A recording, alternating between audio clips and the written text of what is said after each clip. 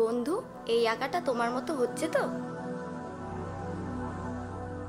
কেন হচ্ছে জানো?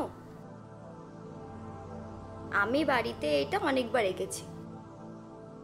ফুল। থ্যাংক ইউ বন্ধু।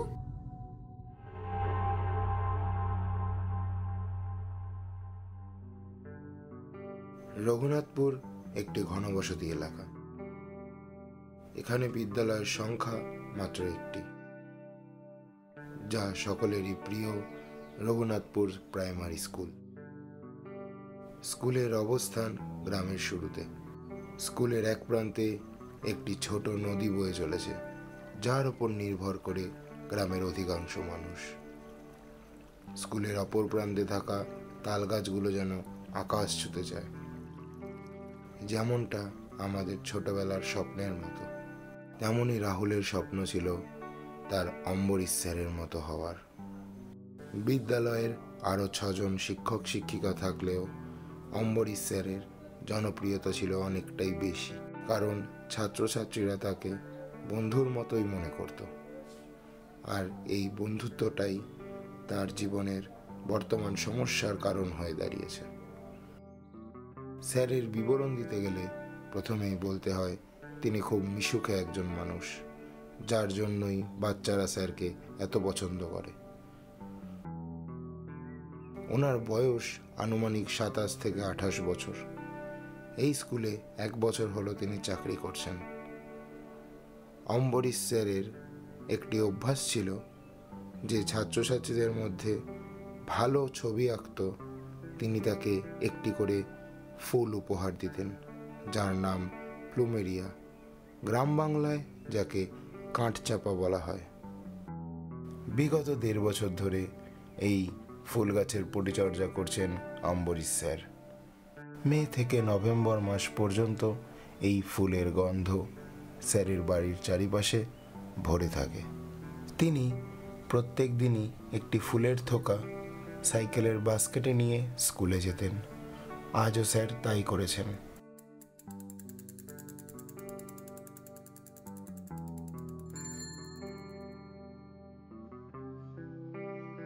অম্বরীশ স্যার স্টাফ রুমে প্রবেশ করে অ্যাটেন্ডেন্সের খাতায় সিগনেচার করার পর বাকি স্যারদের সাথে কথা বলছিলেন। হঠাৎই তার মাথায় আসে সে তার সাইকেলের বাস্কেটে তার পছন্দের ফুল রেখে এসেছেন। স্যার সাইকেল গ্যারেজের দিকে যেতেই দেখলেন অপর দিক থেকে রামু প্লুমেরিয়া ফুলের থোকা নিয়ে তার দিকেই আসছে।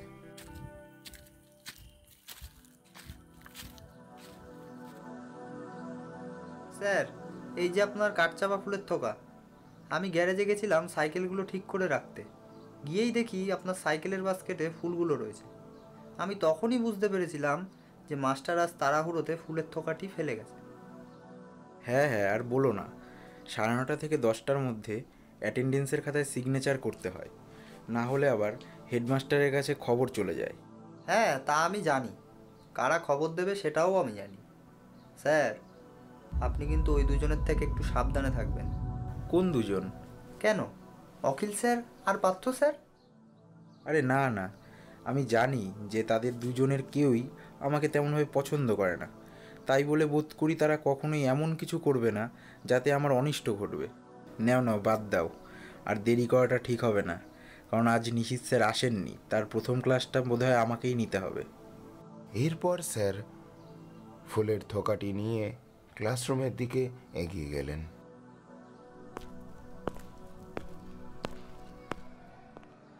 এই, তোমরা সবাই চুপ করো। রাহুল কোথায়? ওকে দেখতে পাচ্ছি না তো। এই তো স্যার, আজ একটু দেরি হয়ে গেছে আসতে।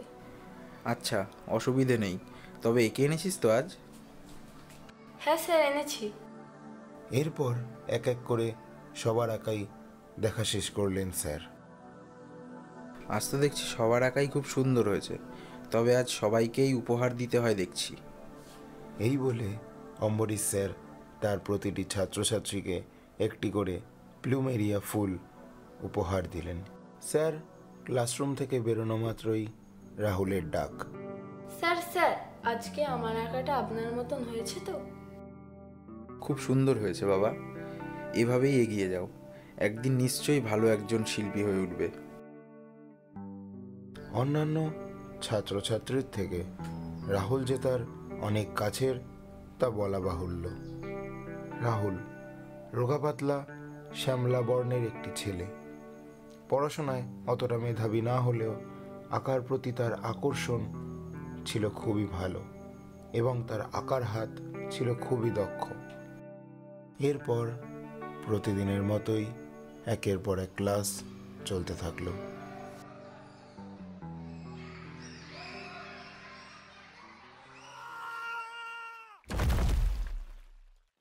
হঠাৎ একটি আওয়াজ, এই গলার আওয়াজ যেন সকলেরই পরিচিত। এই আওয়াজকে অনুসরণ করে প্রত্যেকটি শিক্ষক শিক্ষিকা তীব্র গতিতে ছুটে গেলেন। সামনের 22 নম্বর রুম লাগোয়া একটি সিঁড়ির সামনে পড়ে আছে অম্বরীশ স্যারের দেহ। তার সাদা জামা যেন আস্তে আস্তে লাল রক্তে মেখে গেল। তার হাতে থাকা শেষ প্লুমেরিয়া ফুলটাও যেন ধীরে ধীরে রক্তের মতো লাল হতে থাকলো।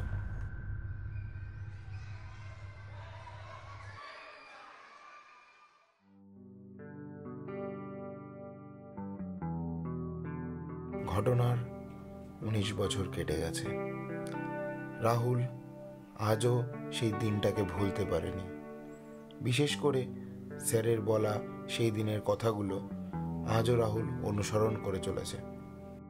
বর্তমানে রাহুলও রঘুনাথপুর প্রাইমারি স্কুলের আঁকার শিক্ষক হিসাবে 6 মাস হলো নিযুক্ত হয়েছে। আজ 3য় শ্রেণীর ক্লাস করিয়ে স্টাফ রুমের দিকে যাওয়ার পথে রাহুল কিছু একটা যেন শুনতে পেল।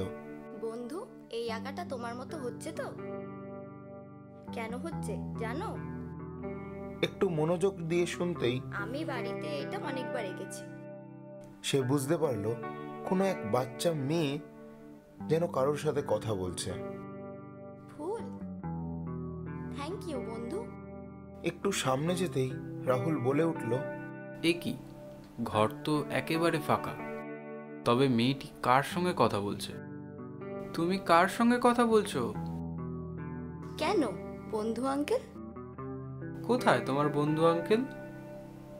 এখানে তো কেউই নেই।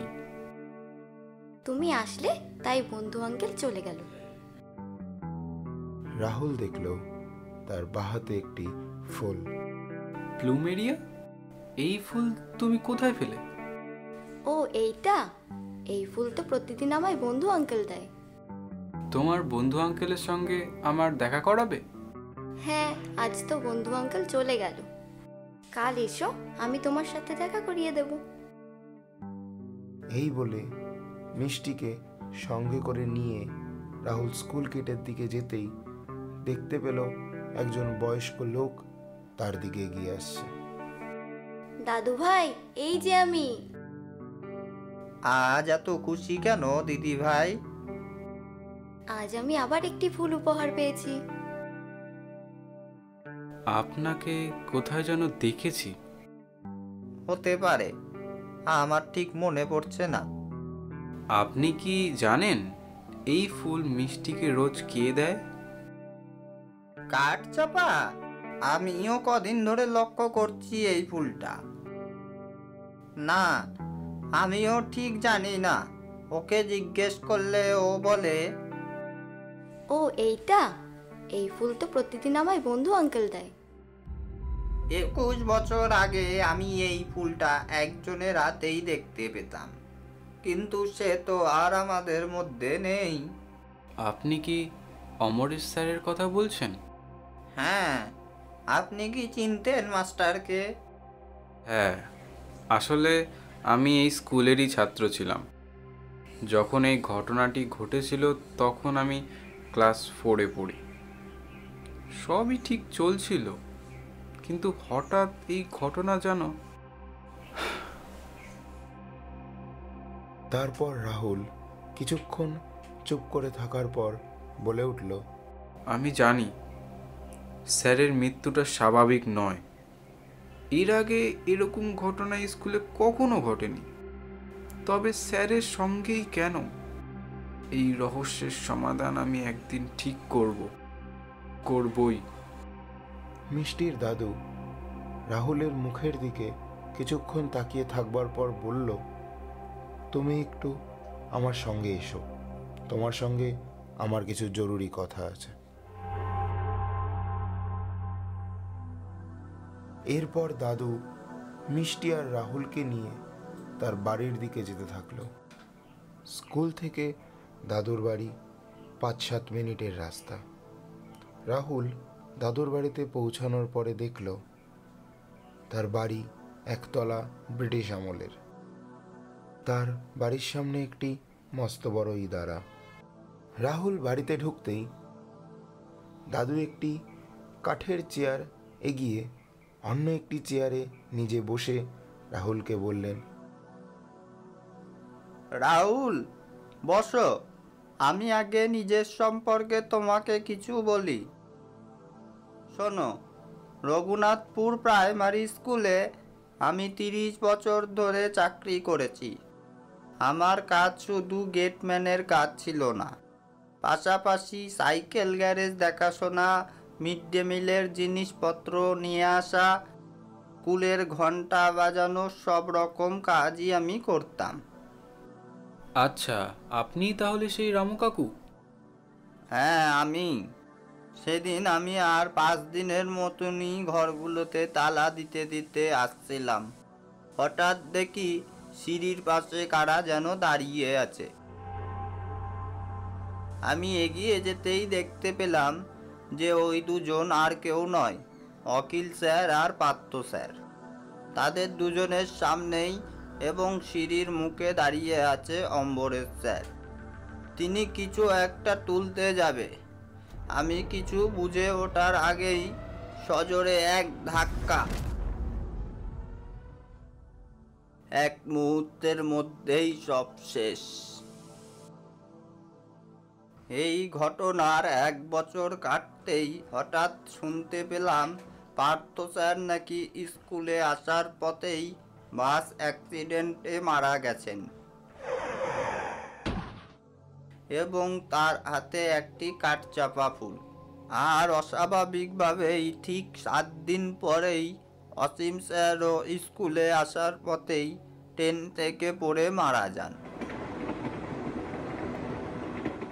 তার মৃতদেহ দেখতে গিয়ে লক্ষ্য করেছিলাম তার হাতেও একটি কাঠচাপা, ঠিক যেমনটা পার্থ স্যারের হাতে দেখা গিয়েছিল তার মৃত্যুর সময়।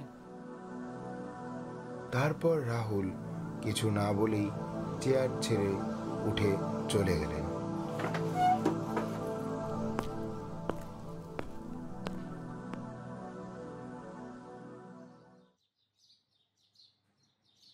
পরের দিন সকালে ক্লাস শুরু হওয়ার আগেই রাহুল মিষ্টিকে ডেকে বললেন, এই নাও, এটা তোমার বন্ধু আঙ্কেলকে দিয়ে দিও। আমার হাতে আঁকা তার একটি পছন্দের ছবি। এই বলে সে চলে গেলেন। এরপর বাকি দিনের মতোই রাহুল স্কুল শেষ করে বেরোতেই পিছন থেকে এক ডাক, এই নাও, এটা তোমায় বন্ধু আঙ্কেল উপহার দিয়েছে। প্লুমেরিয়া। এতক্ষণ শুনছিলেন গল্প সাম্রাজ্যের দ্বিতীয় আবিষ্কার, প্লুমেরিয়া ফুলের রহস্য। গল্প পাঠে স্মরণিক বণিক, রাহুলের চরিত্রে এবং মিউজিকে সুরজ মণ্ডল, রামুর চরিত্রে সুরজিৎ অধিকারী, মিষ্টির চরিত্রে সোনালী মধু, অমরেশ স্যারের চরিত্রে নিতান দাস। এতক্ষণ গল্পটি শোনার জন্য আপনাকে অসংখ্য ধন্যবাদ।